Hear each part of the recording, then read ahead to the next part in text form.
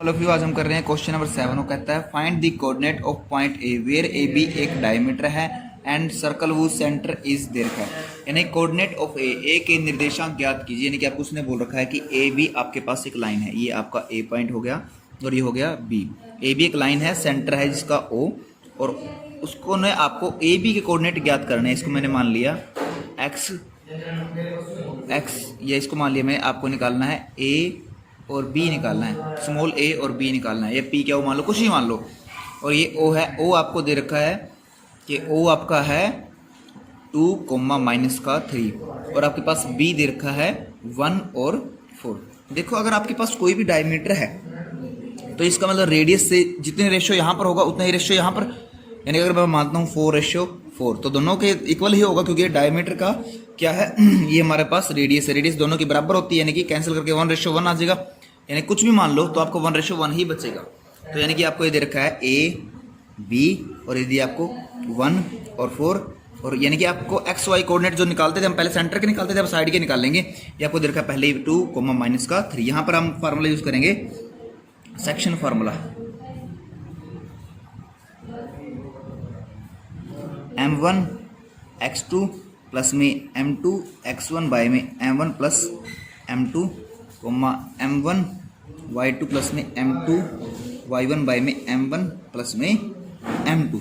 अब देखो आपके पास ये सेक्शन फॉर्मूला लगाते थे हम कोऑर्डिनेट ऑफ एक्स वाई के लिए लगाते थे, कोऑर्डिनेट्स ऑफ एक्स वाई यानी सेंटर के लिए, लेकिन सेंटर तो हमको दे रखा है, क्या दे रखा है 2, यानी कि आपको दे रखा है 2, -3 इज इक्वल टू में m1, ये है आपका m1 m2, ये है x1 y1, ये है x2 y2।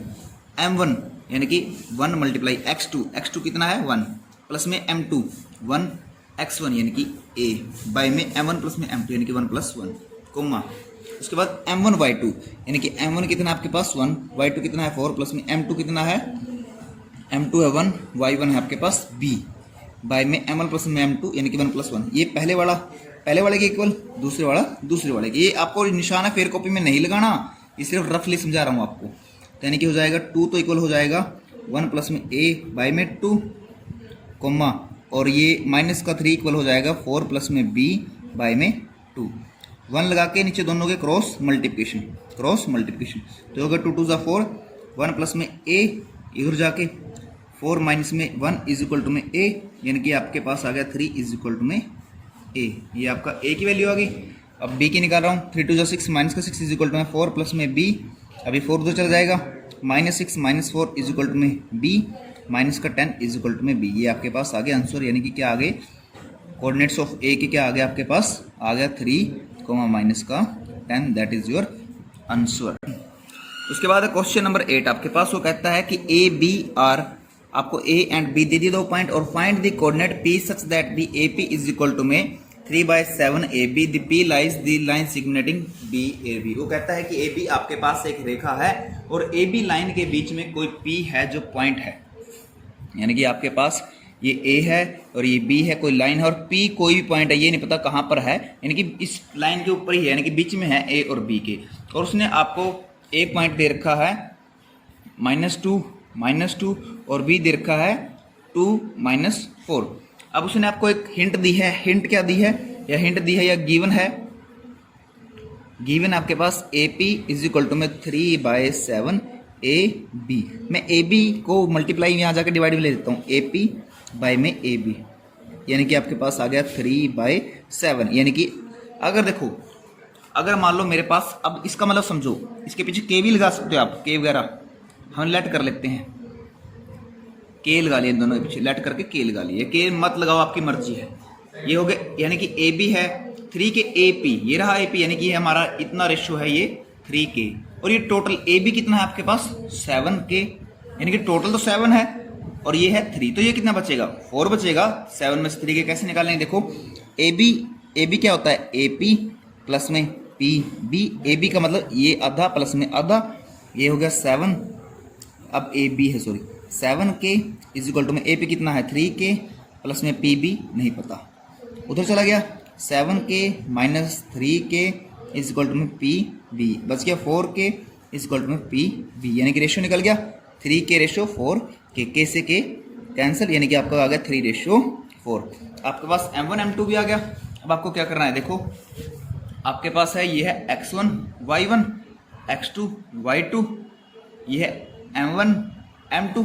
तो निकालते हैं सेक्शन फार्मूले से, कोऑर्डिनेट ऑफ एक्स वाई निकालते हैं हम, कोऑर्डिनेट ऑफ एक्स वाई। तो क्या करोगे, m1 x2 यानी कि m1 कितना है 3, x2 कितना है 2 प्लस में m2 x1, m2 में डायरेक्ट फॉर्मूले से कर रहा हूँ, m2 x1 माइनस का 2 बाय में m1 प्लस में m2 यानी कि 3 प्लस में 4, कोमा m1 y2 प्लस में m2 y1 बाय में m1 प्लस में m2। तो 3 2 जा 6 प्लस माइनस माइनस 8 बाय में आपका आ गया 7, कोमा आपके पास 3 2 जा 3 4 जा 12 माइनस का 12 और ये आ गया माइनस का 8 बाय में 7। तो आपके पास आ गया माइनस का 2 बाई 7, कोमा और ये आ गया माइनस का 20 by 7। That is your answer.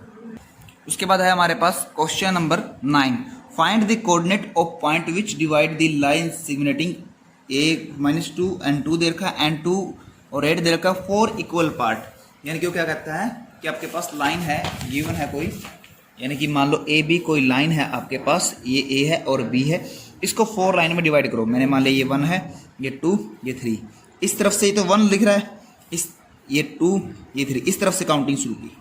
लेकिन जब इस तरफ से काउंटिंग शुरू करूँगा तो ये 1 ये 2 और ये 3, यानी कि आपके पास ए दे रखा है, आपके पास दे रखा है -2 और 2 और बी दे रखा है आपके पास 2 और 8।